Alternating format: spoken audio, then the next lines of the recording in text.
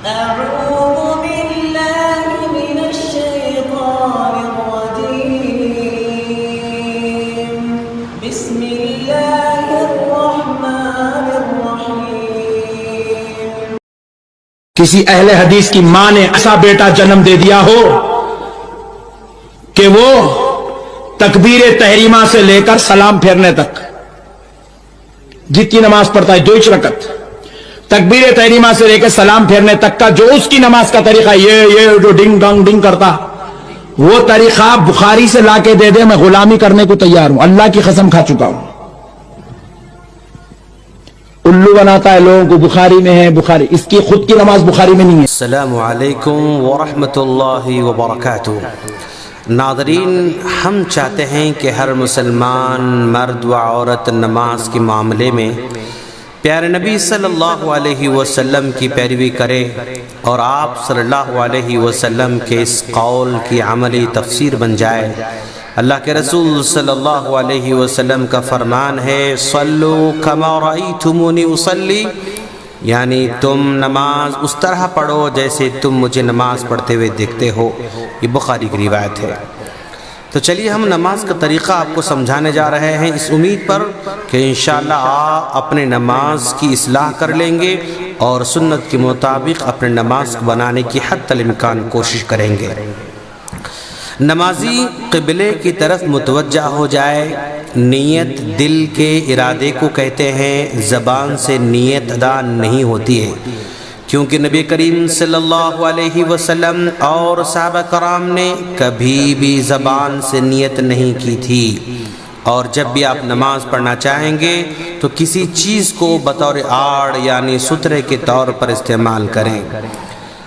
تکبیر تحریمہ پڑھیں، اللہ اکبر کہیں، اس وقت نگاہوں کو سجدے کی جگہ پر رکھیں. تکبیر تحریمہ کے وقت دونوں ہاتھوں کو کندھوں تک یا کانوں کے لو تک اٹھائیں. انگلیاں ملی ہوئی ہوں اور انگلیاں کھلے نہ ہوں.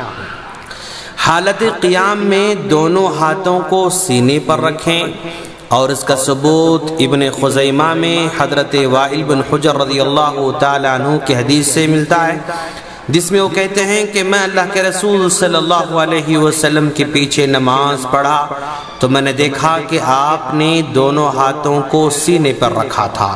یہ ابن خزیمہ کی روایت ہے. اسی طرح مسند احمد میں بھی قبیصہ بن حلب کی حدیث میں سینے پر ہاتھ باندھنے کا تذکرہ ملتا ہے. اور پھر اس کے بعد دعائے استفتاح پڑھیں یعنی سبحانک اللہم وبحمدک وتبارک اسمک وتعالی جدک ولا الہ غیرک، یہ دعا پڑھیں. اور اس کے بعد سورہ فاتحہ پڑھیں، چاہے امام ہو یا مقتدی ہو، اکیلے ہوں یا جماعت کے ساتھ نماز پڑھ رہے ہوں، کیونکہ اللہ کے رسول صلی اللہ علیہ وسلم کا ارشاد ہے سورہ فاتحہ کے بغیر نماز نہیں ہوتی. لا صلاۃ لمن لم یقرأ بفاتحۃ الکتاب، یہ بخاری مسلم کی روایت ہے جس میں بتلایا گیا کہ سورہ فاتحہ کے بعد کوئی نماز قبول نہیں ہوتی ہے. اور سورہ فاتحہ کے ختم کے بعد آمین کہیں. جہری قرات والی نمازوں میں اونچی آواز سے آمین کہیں اور سری نمازوں میں آہستہ آمین کہیں. پھر اس کے بعد قرآن مجید میں سے جو کچھ یاد ہو تلاوت کریں. حالت قیام میں نگاہیں سجدے کی جگہ رکھیں. تلاوت سے فارغ ہونے کے بعد تکبیر کہتے ہوئے رفع الیدین کرتے ہوئے رکوع میں جائیں. جب رکوع میں جائیں گے تو رکوع کی حالت میں سر کمر کے برابر سطح پر ہونا چاہیے. سر کو نہ زیادہ اوپر اٹھائیں اور نہ ہی زیادہ جھکائیں بلکہ برابر رکھیں. ہاتھوں کو گھٹنوں پر جمع کر رکھیں اور گھٹنوں پر انگلیوں کو پھیلا کر رکھیں. رکوع اطمینان سے ہو اور رکوع میں یہ دعا پڑھیں سبحان ربی العظیم. اور اس دعا کو 3 مرتبہ یا 5 مرتبہ یا 7 مرتبہ اس انداز سے آپ پڑھیں. حالت رکوع میں آپ اپنی نگاہوں کو سجدے کی جگہ رکھیں گے. پھر رکوع سے اٹھتے ہوئے رفع الیدین کریں اور سمیع اللہ لمن حمیدہ پڑھتے ہوئے سر اٹھائیں۔ امام ہو یا مقتدی ہو، اکیلے ہوں یا جماعت کے ساتھ ہوں، یہ دعا ضرور پڑھیں۔ رکوع سے دوبارہ کھڑے ہو کر مقتدی اطمینان سے ربنا ولک الحمد پڑھے، پھر اطمینان سے تکبیر کہتے ہوئے سجدے میں جائے۔ سجدے میں جاتے ہوئے پہلے دونوں ہاتھوں کو زمین پر رکھیں اور بعد میں گھٹنوں کو رکھیں۔ ہاتھوں اور پاؤں کی انگلیاں حالت سجدے میں قبلہ رخ کریں اور سجدہ کرتے وقت جسم کی تمام 7 ہڈیوں والے اعضاء کو زمین پر رکھیں۔ 7 اعضاء سے مراد پیشانی، ناک، دونوں ہاتھ، دونوں گھٹنے اور دونوں پاؤں، یہ پورے کی پورے زمین پر ہونا چاہیے۔ سجدے کی حالت میں کوہنیوں کو زمین پر نہ رکھیں اور نہ اپنے جسم سے چمٹائے رکھیں، بلکہ ہاتھوں کو تھوڑا سا اپنے جسم سے الگ رکھیں۔ سجدے کی حالت میں ایڑیوں کو ملائے رکھنا چاہیے۔ حالت سجدہ میں آپ سبحان ربی الاعلی یہ 3 مرتبہ، 5 مرتبہ یا 7 مرتبہ اسی انداز سے پڑھیں۔ پھر اللہ اکبر کہتے ہوئے سجدے سے سر اٹھائیں۔ جب سجدے سے سر اٹھا کر آپ بیٹھیں گے تو بائیں پاؤں کو زمین پر بچھا کر اس پر بیٹھیں، دائیں پاؤں کو کھڑا رکھیں اور اپنے دونوں ہاتھوں کو رانوں اور گھٹنوں پر رکھیں۔ اپنے دونوں پیروں پر نہ بیٹھیں اور نہ ہی دونوں پیروں کو پھیلا کر زمین پر بیٹھیں، اور اطمینان سے دعا مانگیں رب اغفر لی رب اغفر لی اللہم اغفر لی وارحمنی واہدنی واجبرنی وعافنی وارزقنی وارفعنی، یہ دعا پڑھیں۔ جب آپ بیٹھیں گے تو ایسے بیٹھیں کہ جسم کی ہر ہڈی اپنے اپنے مقام پر آ جائے۔ اطمینان کے ساتھ بیٹھیں اور یہ دعا پڑھیں۔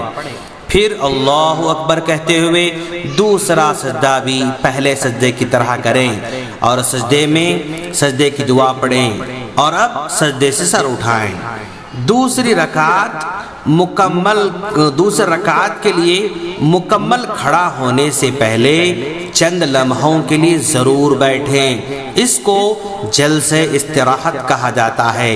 یہ بیٹھنا مستحب ہے، اور دوسری رکعت کے لیے کھڑے ہو جائیں۔ زمین پر ہاتھوں کو ٹیک لگا کر کھڑا ہونا مسنون ہے۔ پھر اسی طرح دوسری رکعت پڑھیں۔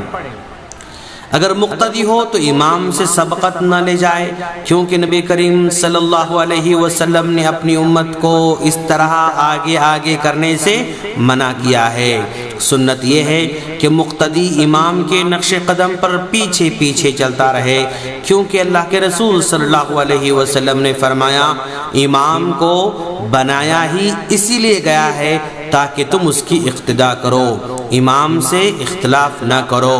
جب وہ تکبیر کہے اس کے بعد تکبیر کہو، جب وہ رکوع کرے تو اس کے بعد رکوع کرو، جب امام سمیع اللہ لمن حمیدہ کہے تم ربنا ولک الحمد کہو، سجدے میں اسی طرح امام کے بعد کرو۔ یہ بخاری کی روایت ہے۔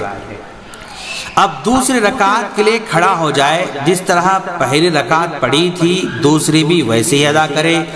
2 رکعت کے بعد تشہد کا مرحلہ ہوگا۔ تشہد کا طریقہ یہ ہے کہ دوسرے سجدے کے بعد اس طرح بیٹھا جائے کہ دائیں پاؤں کو زمین پر کھڑا کریں، بائیں پاؤں کو بچھائیں، دائیں ہاتھ کی سیدھی ران پر رکھیں اور بائیں ہاتھ کو بائیں ران پر رکھیں۔ شہادت کی انگلی کو کھول کر باقی تمام انگلیوں کو بند کریں۔ اس شہادت کی انگلی کو دعا مانگتے وقت ہلکا سا اشارہ کرتے رہیں۔ اسی طرح انگوٹھے اور درمیانی انگلی کا حلقہ بنا کر شہادت کی انگلی سے اشارہ کرنا چاہیے، بلکہ یہ سنت ہے۔ پھر تشہد پڑھیں۔ اگر 4 رکعت والی نماز ہو تو آخری تشہد میں بائیں پیر کو دائیں پیر کے نیچے سے باہر نکالیں اور زمین پر بیٹھ جائیں اور دائیں پیر کو کھڑا کریں، انگلیاں قبلہ رخ رکھیں۔ پھر آخر میں دائیں اور بائیں سلام پھیرتے ہوئے السلام علیکم ورحمۃ اللہ کہیں۔ ہم اللہ سے دعا کرتے ہیں کہ باری تعالیٰ تو ہم تمام کو سنت کے مطابق نماز پڑھنے کی توفیق عطا فرما اور ہمارے ٹوٹے پھوٹے عمل کو قبول فرما، آمین۔ السلام علیکم ورحمۃ اللہ وبرکاتہ۔ السلام علیکم ورحمۃ اللہ وبرکاتہ۔ برادران اسلام، AR الحاجری اسلامک چینل ہے، یہ آپ کا اپنا چینل ہے۔ عبد الرحمن بن عثمان الحاجری میرے فرزند، یہ ان کا چینل ہے۔ آپ سے گزارش ہے کہ اس چینل کو لائک کریں، سبسکرائب کریں، شیئر کریں زیادہ سے زیادہ، اور بیل آئیکن کو پریس کریں۔ زیادہ سے زیادہ آپ لوگوں تک اس چینل کو پہنچانے کا ذریعہ بنیں، اور آپ کے کمنٹس اس سے متعلق، اس چینل کے متعلق آپ ضرور اپنے کمنٹس ہم تک پہنچائیں، اس چینل تک پہنچائیں، تاکہ اگر کہیں ہماری غلطی ہو تو اس کی اصلاح کی جا سکے، اور زیادہ سے زیادہ بہتر معلومات اسلام سے متعلق آپ تک پہنچائی جائے۔ اس چینل کے ذریعے سے قرأت کلام پاک اور علماء کرام کے بیانات قرآن و حدیث کی روشنی میں آپ تک پہنچائے جائیں گے۔ جزاکم اللہ خیراً۔ السلام علیکم ورحمۃ اللہ وبرکاتہ۔